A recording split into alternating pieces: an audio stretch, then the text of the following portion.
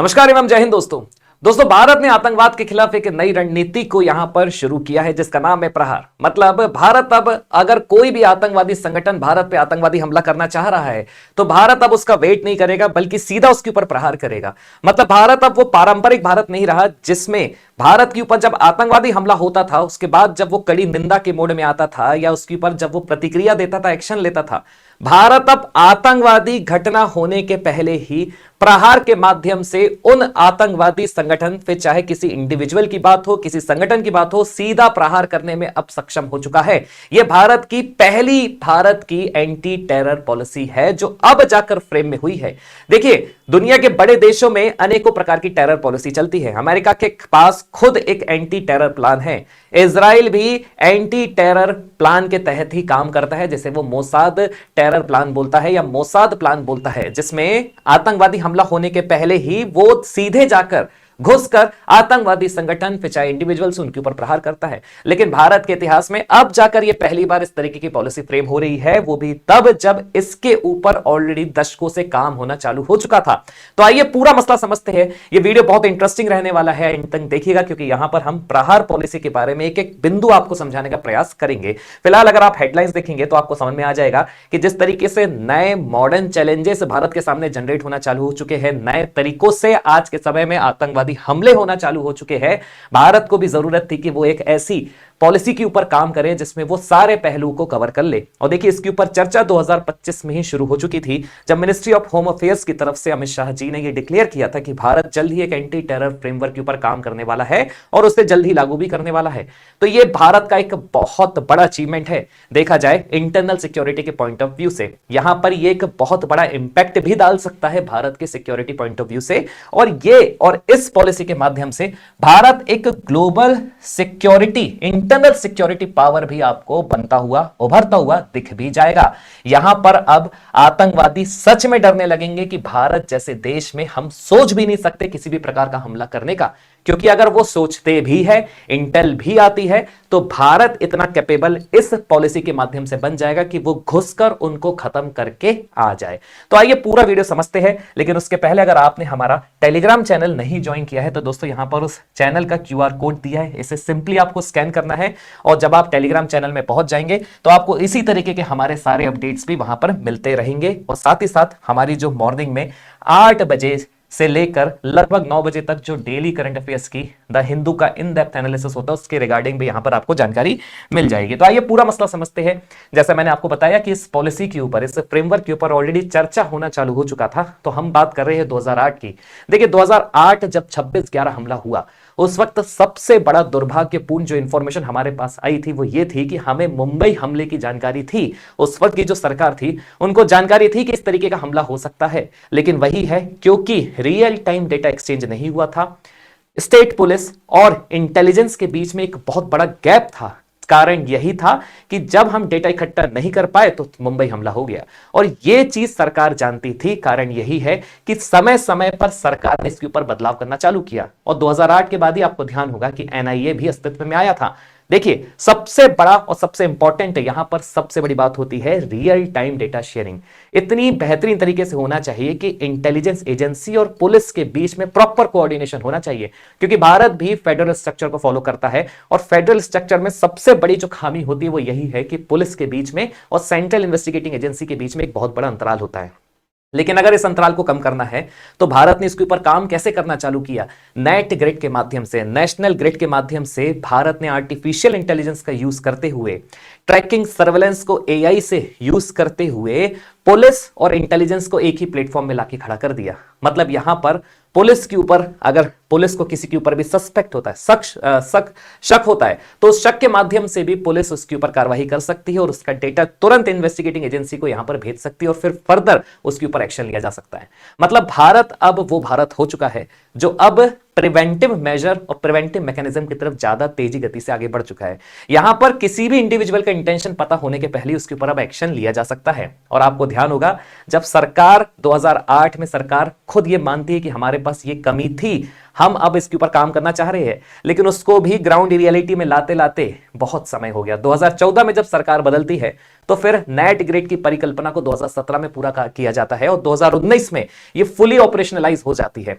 और फिर आपने देखा होगा कि जब 370 धारा जम्मू कश्मीर से हटती है और पाकिस्तान का एक जो नैरेटिव चलता था जम्मू कश्मीर के ऊपर, एक बार में जब वो धड़ल्ले से बिल्कुल खत्म हो जाता है, तो उसने भी अपना तरीका आतंकवादी हमला करने का बदल लिया था। उसने हाइब्रिड वॉरफेयर को अडॉप्ट कर लिया और जब उसने हाइब्रिड वॉरफेयर को अडॉप्ट करा, खुद उसने एआई का यूज करना चालू किया, मिस इन्फॉर्मेशन का यूज करना चालू किया। उसने ये सोचा कि भारत में अब हम सीधे घुसकर हमला नहीं कर सकते, लेकिन हाँ दूसरे तरीके भी है, हमारे वो स्लीपर सेल भी है जो भारत में रह रहे हैं और हमारी आइडियोलॉजी को भारत में प्रमोट कर सकते हैं।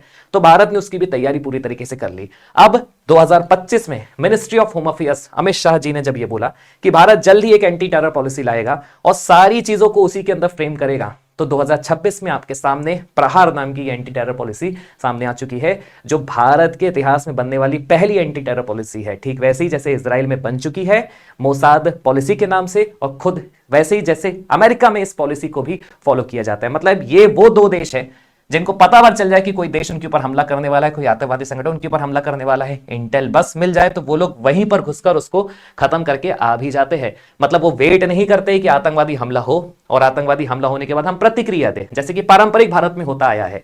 जितने भी हमले हुए हैं उसके बाद सबसे पहली जो प्रतिक्रिया होती थी वो होती थी कड़ी निंदा की, और उसके बाद बड़ा सोचना समझना पड़ता था कि क्या एक्शन लिया जाए। भारत इस मोड से बहुत पहले ही निकल चुका है। अब भारत सीधे या तो सर्जिकल स्ट्राइक करता है, एयर स्ट्राइक करता है, और नहीं तो उनके कैंप में घुस के सबको मार के आ भी जाता है। तो ये भारत की प्रिवेंटिव कैपेबिलिटी को बताता है, जो अभी कुछ समय पहले ही जनरेट होना चालू हुई है। और कारण यही था, इसको और ज्यादा स्ट्रेंथन करने के लिए भारत एंटी टेरर पॉलिसी यहां पर लेकर आया है। आपको समझना होगा, प्रहार की अगर बात की जाए तो इसे pre-emptive response against hostile and extremist activities regulation कहा जा रहा है।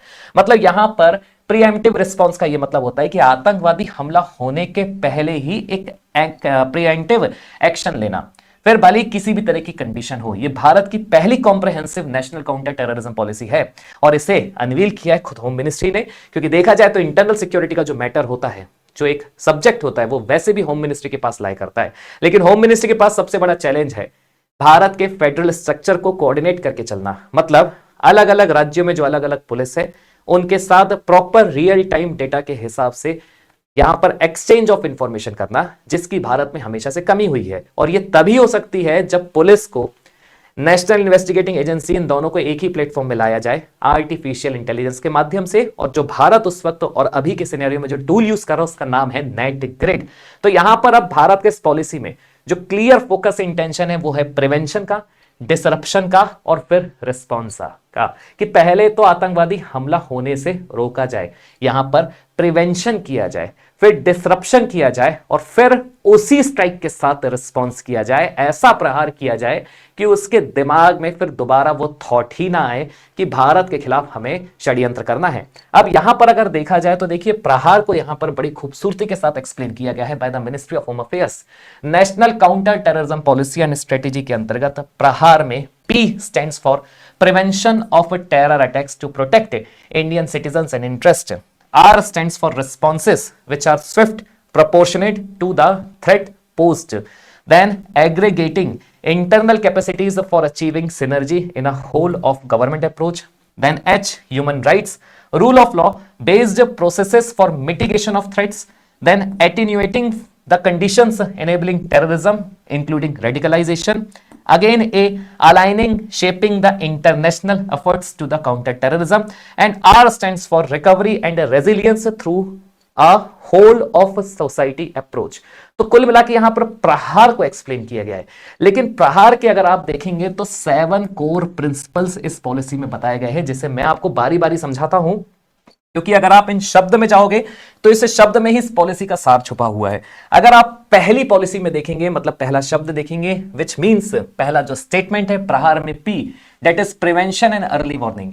अब देखिए, प्रिवेंशन एंड अर्ली वार्निंग का मतलब यह हो जाता है कि हमला करने से पहले ही किसी भी मॉड्यूल को बस्ट करना। 2 दिन पहले ही आपको एक खबर मिली होगी जिसमें दिल्ली पुलिस ने इंटेलिजेंस एजेंसी के साथ मिलकर तमिलनाडु, वेस्ट बंगाल से लगभग 8 आतंकवादी सस्पेक्ट्स को गिरफ्तार किया, जो भारत में एक बड़ा एक बड़ी साजिश करने का प्रयास कर रहे थे। इमेजिन करिए, ये वो लोग थे जो भारत में बड़ा आतंकवादी हमला करना चाह रहे थे, जिसमें दिल्ली मेट्रो को भी टारगेट किया गया है, जिसमें चांदनी चौक, दिल्ली का लाल किला और ऐसे कई बड़े बड़े रिलीजियस प्लेसेस थे जहां पर क्राउड ज्यादा हो रहा था।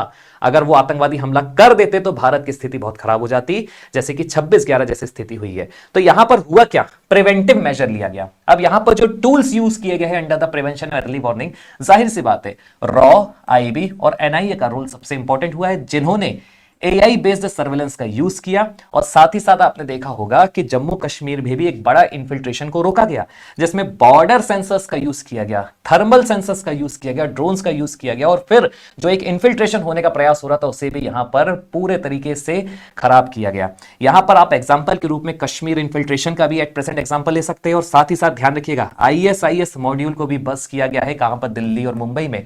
आपको ध्यान होगा लेट दिसंबर के मंथ में केरला में भी एक बड़ा आईएसआईएस रैकेट मिला है। इसका मतलब यह है कि भारत में इंटरनल जो थ्रेट है वो वास्तविक में जैसा दिखता है वैसा है नहीं, बल्कि बड़ी एक कॉन्स्पिरेसी भारत के अंदर भारत को तोड़ने का प्रयास में लगी हुई है। और कारण यही है कि अगर हमारी इंटेलिजेंस एजेंसी इस तरीके से काम नहीं करेगी तो भारत में एक बड़ा आतंकवादी हमला हो सकता है। देखिए, ये जिस तरीके की न्यूज है ना, ये कोई छोटी मोटी न्यूज नहीं है। सेकंड यहां पर आता है डिस्रप्शन ऑफ टेरर इकोसिस्टम। अब डिस्रप्शन ऑफ टेरर इकोसिस्टम का मतलब ये होता है कि आतंकवादी हमला करने के लिए भी जिस इकोसिस्टम का यूज किया जा रहा है, जिसमें फंडिंग आ जाता है, हवाला आ जाता है, किसी भी तरीके का पैसा आ जाता है, जिसमें उस इकोसिस्टम को पनपने का यहां पर सहारा मिल रहा है, उसे भी डिस्टर्ब करने का यहां पर प्रिंसिपल रखा गया। और देखिए, अभी रिसेंट की जो न्यूज है, आपको ध्यान होगा एनआईए ने देश के अलग अलग कोनों पे छापे मारे थे, जिसमें विजयन नगरम में एक आईएसआईएस टेरर कॉन्स्पिरेसी को बस्ट किया गया, क्रैकडाउन किया गया। देखिए, अगेन आईएसआईएस टेरर कॉन्स्पिरेसी को यहां पर क्रैकडाउन किया गया। और यहां पर पुलिस ने जिस तरीके से कार्रवाई की with the help of what, NIA, तो आपको समझ में आया होगा कि एनआईए और अभी पुलिस भले ही फेडरल स्ट्रक्चर है, लेकिन रियल टाइम बेसिस पर काम कर रही है with the help of artificial intelligence. इसका मतलब यह है कि ये कितनी बड़ी बात है। अगर इस चीज में कमी होती, इंफॉर्मेशन में डिले होता, तो वही है भारत में 26/11 जैसे हमले अभी भी होते रहते। इसका मतलब यह है कि सरकार बहुत ज्यादा सीरियस और एक्टिव मोड में लगातार चल रही है। और अगर भारत में इस तरीके के रेड हो रहे हैं, आईएसआईएस टेरर मॉड्यूल्स अभी भी मिल रहे हैं, पकड़े जा रहे हैं, सस्पेक्ट्स पकड़े जा रहे हैं जिनका लिंक या तो जैश ए मोहम्मद से है या फिर किसी भी और आतंकवादी संगठन से है, तो आप समझ सकते हैं कि भारत सच में एक गंभीर समस्या से गुजर रहा है और एक छोटी सी चूक भारत में एक बड़ी आतंकवादी घटना को अंजाम दे सकती है।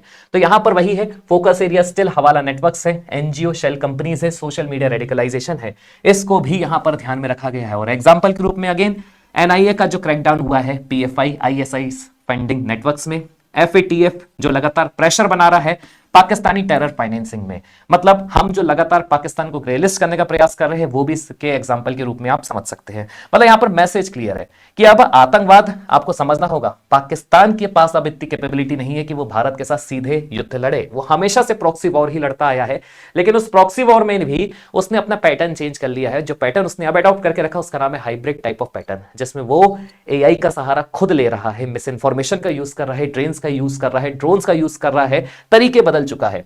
और यहां पर मैसेज क्लियर है कि अब आतंकवाद सिर्फ एक गन बंदूक हमले तक सीमित नहीं है, बल्कि फाइनेंस, आइडियोलॉजी और टेक, इसे भी अब उस कैटेगरी में रखा जा रहा है। कारण यही है कि यहां पर डिसरप्शन हमने एक क्राइटेरिया जोड़ा है। देखिए यहां पर थर्ड जो कोर प्रिंसिपल है, intelligence and inter agency coordination, यह सबसे ज्यादा महत्वपूर्ण है, क्योंकि 26/11 में हमें पता था, लेकिन लैक ऑफ कोऑर्डिनेशन के कारण वो हमला होता है। और इसमें खुद उस वक्त के जो डिफेंस मिनिस्टर उन्होंने एक्सेप्ट किया था। मतलब इंटेलिजेंस और इंटर एजेंसी कोऑर्डिनेशन ये सबसे ज्यादा जरूरी है, वो भी भारत जैसे फेडरल स्ट्रक्चर वाले देश में, जहां पर हर एक राज्य में एक अलग विचारधारा वाली आपको सरकार मिल जाएगी, अलग तरीके का पुलिस वर्किंग कल्चर मिल जाएगा, और सेंट्रल गवर्नमेंट के रूप में यहां पर आपको मल्टी एजेंसीज मिल जाएगी, मल्टी इन्वेस्टिगेटिंग एजेंसी मिल जाएगी। इसलिए जरूरी है कि भारत में इंटेलिजेंस गैप ना हो, एकदम real time exchange of data हो, इंफॉर्मेशन एक्सचेंज हो। और इसीलिए भारत ने मल्टी एजेंसी सेंटर यहां पर ऑपरेशनलाइज करना चालू कर दिया। और जो नेट ग्रेड 26/11 के हमले के तुरंत बाद 2009 में एक प्रिंसिपल के रूप में आया था, ऑपरेशनलाइज होता है 2014 में, फिर 2017 में, और फिर फाइनल इसका फ्रेमवर्क 2019 में होता है। इसके माध्यम से सरकार और हमारी इंटेलिजेंस एजेंसी खुद जो एक अलग स्टेट में पुलिस होते हैं, जब से इसको यूज करना चालू किए हैं तब से आपने देखा होगा देश में विभिन्न कोनों में अलग अलग प्रकार के टेरर मॉड्यूल बर्स्ट होना चालू हो चुके हैं। मतलब यहां पर हमने 26/11 से जो चीज सीखी कि जो इंटेलिजेंस हमारे पास थी लेकिन कोऑर्डिनेशन फेल होने के कारण एक बड़ा आतंकवादी हमला हुआ जिससे अभी भी हम उभर नहीं पा रहे हैं। ये एक बड़ा यहां पर फैक्टर है और इसको थर्ड कोर प्रिंसिपल के रूप में बताया गया है। अब देखिए फोर्थ कोर प्रिंसिपल है रिस्पांस ऑन क्राइसिस मैनेजमेंट का, जिसमें जब आतंकवादी हमले का इंटेल मिलता है हम उसे रोक लेते हैं, डिसरप्ट कर लेते हैं, उसके बाद आती है बात रिस्पांस की कि रिस्पांस कैसे किया जाए। जब आपको पता है कि फलाना ठिकाना संगठन भारत के ऊपर साजिश कर सकता है तो उसमें जो टूल्स यहां पर यूज किए जाएंगे NSG, para SF, state ATS, emergency protocol. Example में आपको ध्यान होगा पुलवामा हमले के बाद जिस तरीके से तुरंत भारत ने बालाकोट एयर स्ट्राइक करी, लगभग अभी भी 2026 आ चुका है, पाकिस्तान खड़ा नहीं हो पाया है। इसके अलावा क्विक न्यूट्रलाइजेशन जो समय समय पर लगातार चलता रहता है जम्मू कश्मीर में। देखिए जम्मू कश्मीर में बहुत लंबे समय से कैसो चल रहा है, जिसका मतलब होता है कॉर्डन एंड सर्च ऑपरेशन। मतलब पहले एक परंपरा चलती थी कि आतंकवादी अगर कहीं घूम रहे तो उन्हें जिंदा पकड़ने का प्रयास किया जाता था, लेकिन कैसो के माध्यम से शूट एट फर्स्ट साइट, आतंकवादी बस आपको पता चल जाए कि कहां छुपा है, आप बम मारो, गोला मारो, बारूद मारो, आप उन्हें मारो, इंटेल फिर बाद में निकलती रहेगी। तो ये जो एक रवैया बदला है इसमें घाटी में शांति अब जाकर स्थापित हुई है। तो आप समझ सकते हैं कि एक जो गवर्नमेंट का मैसेज है वो भी क्लियर है कि यहां पर हम न्यूट्रलाइजेशन कर रहे हैं लगातार आतंकवादी का, ताकि शांति बनी रहे। और कारण यही है कि जो एक इन्फिल्ट्रेशन घाटी के अंदर था वो अब सीमित हो चुका है जस्ट टू द बॉर्डर। अब यहां पर जियोपॉलिटिक्स की अगर बात की जाए तो देखिए जितना कम क्विक रिस्पांस रहेगा उतना ज्यादा हम वीक होते जाएंगे पाकिस्तान के अगेंस्ट में। मतलब जितना हम क्विक रिस्पांस रखेंगे उतना ज्यादा हम डिटर कर पाएंगे पाकिस्तान की किसी भी प्रकार के षड्यंत्र के ऊपर और टेरर मॉड्यूल्स के ऊपर। अब यहां पर नेक्स्ट फैक्टर है लीगल और जुडिशियल फ्रेमवर्क का। देखिए अगर आप कोई नियम ला रहे हैं तो उसके पीछे क्या एक जुडिशियल पावर है, क्या एक लीगल फ्रेमवर्क है, तो भारत इसके ऊपर ऑलरेडी समय समय पर काम करता आया भी है। फॉर एग्जाम्पल भारत ने यूएपीए 2019 को अमेंड किया और इंडिविजुअल्स को भी एक आतंकवादी एक डेसिग्नेटेड टेररिस्ट डिक्लेयर करना चालू किया, जिसमें हाफिज सईद, मसूद अजहर, इन सब को भी टेररिस्ट डिक्लेयर किया गया under the new anti terror law, जिसका नाम है अनलॉफुल एक्टिविटीज प्रिवेंशन एक्ट। मतलब अब सिर्फ आतंकवाद में एक संगठन के रूप में नहीं बल्कि एक इंडिविजुअल को भी हम टेररिस्ट डेसिग्नेट कर सकते हैं अंडर द यूएपीए। और अगर कोई उन्हें फॉलो करता है, यहां पर अगर उनसे रिलेटेड उनके फेवर में कोई एक्टिविटी भारत में भी हो रही है, तो उन सारी विचारधाराएं लोगों को, उस सारे इकोसिस्टम को भी इसके अंतर्गत एक अनलॉफुल एक्टिविटीज माना जाएगा। आपको ध्यान होगा कि सुप्रीम कोर्ट ने एक बड़ा निर्णय दिया। सुप्रीम कोर्ट ने यह भी कहा है कि अब समय आ चुका है कि आतंकवादी और आतंकवादी घटना का उसकी डेफिनेशन का एक्सपेंशन किया जाए, क्योंकि जिस डेफिनेशन के हिसाब से जो परंपरा चलती आती थी भारत में, जिसमें किसी भी आतंकवादी घटना को सिर्फ एक गन और बम धमाके तक ही सीमित रखा जाता था, एक फिजिकल एंड वायलेंस तक सीमित रखा जाता था, वो अब एक एंड फिजिकल वायलेंस नहीं होगा, बल्कि आतंकवादी घटना के पीछे जितनी भी प्रोसेस हो रही है, प्लानिंग से रिलेटेड, फंडिंग से रिलेटेड, मदद से भी रिलेटेड, विचारधारा को सर्कुलेटेड से भी रिलेटेड, वो सारी की सारी अब आतंकवादी घटना में ही कंसीडर की जाएगी। और ये बहुत बड़ी बात है। मतलब यहां पर हम एक एंड वायलेंस तक कंसीडर नहीं हो रहे हैं, बल्कि उसके पीछे की जितनी भी एक्टिविटीज होती है वो सब की सब अब आज के समय में एक टेररिस्ट एक्ट मानी जाएगी। और जब से ये हुआ है तब से आपने देखा होगा कि भारत में जो एक इकोसिस्टम चला आता है जो खुद आतंकवादियों को बचाने का प्रयास करता है, ये बोलकर कि ये एक शिक्षक का बेटा है, ये एक भटका हुआ युवा है, वो इकोसिस्टम के ऊपर भी बड़ी गाज गिर चुकी है। ऑलरेडी वो खुद भी एक्सपोज हो चुकी है।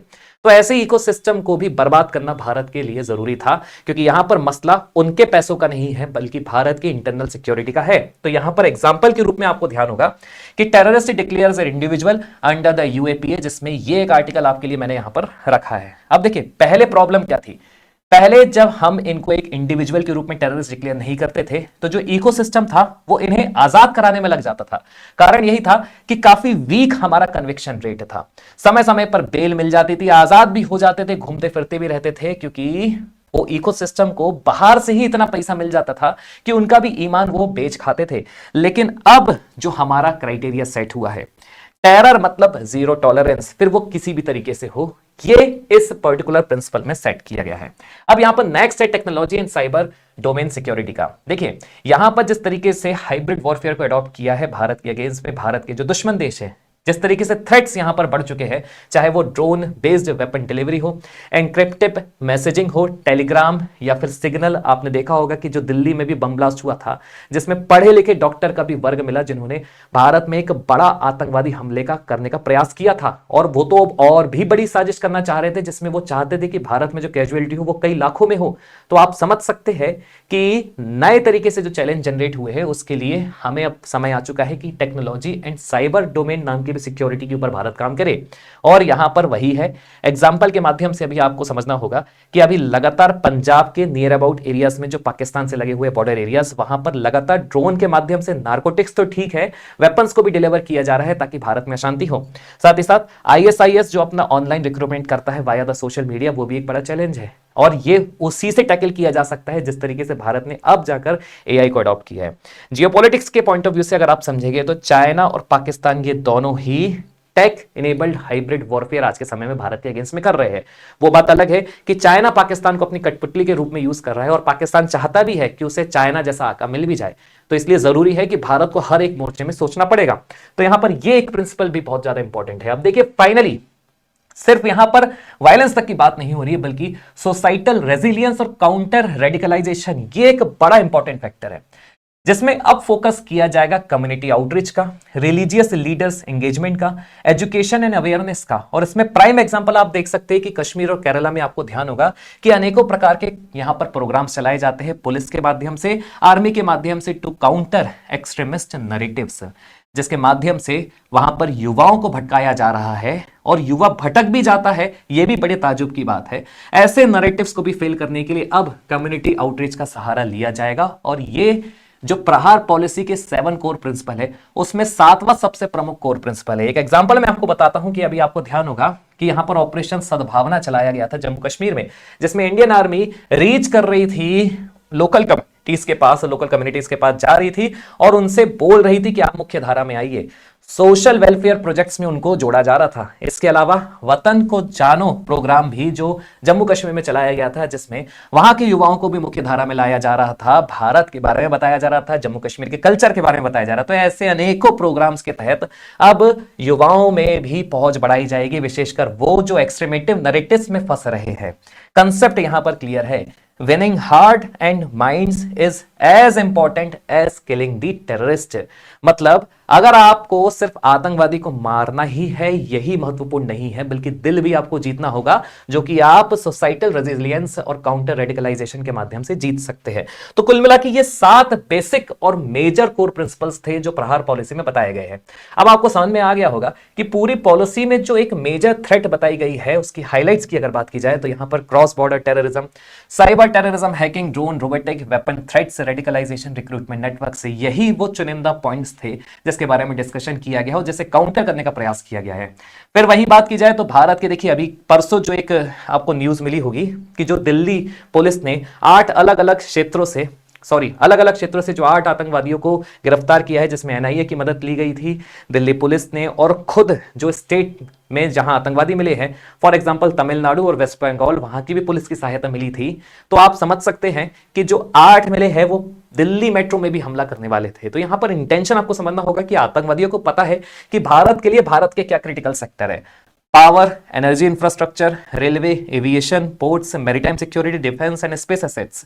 तो ये भारत के वो क्रिटिकल सेक्टर्स है जिसे भारत आज के समय में सिक्योर करना चाह रहा है, क्योंकि आतंकवादी यही करना चाह रहे हैं कि भारत के क्रिटिकल सेक्टर्स को टारगेट किया जाए, मतलब कम एक्टिविटी के माध्यम से भारत को मैसिव कैजुअलिटी दी जाए, फिर भले ही वो किस भी तरीके से हो। और जो मैसिव कैजुअलिटी वाला क्राइटेरिया है, भारत की एक छोटी सी गलती बड़ी आतंकवादी घटना में तब्दील हो सकती है। तो भारत इसी चूक से बचना चाह रहा है और इसीलिए Bharat night grade Gandiv tool का लगातार यूज भी कर रहा है। तो आप समझ सकते हैं कि एआई का कितना बड़ा पोटेंशियल है और एआई भारत की इंटरनल सिक्योरिटी में कितना बड़ा इंपैक्ट डाल रहा है। कारण यही है कि भारत पूरी दुनिया में अब एक ग्लोबल सिक्योरिटी पोस्चर के रूप में आपको जल्दी दिखने वाला है। मतलब भारत अब उन देशों के साथ कॉम्पिटिट करते हुए दिखेगा जिसमें अमेरिका और इजराइल आता है। अब दोस्तों कमेंट करके आपको जरूर बताना है कि ये जो प्रहार जो आपने समझा है जो एक मेजर माइलस्टोन बताया जा रहा है भारत की इंटरनल सिक्योरिटी स्ट्रेटेजी में, और एक बड़ा शिफ्ट बताया जा रहा है भारत के रिएक्टिव से प्रोएक्टिव सिक्योरिटी मेजर में, जो पूरा का पूरा टेक्नोलॉजी ड्रिवन है,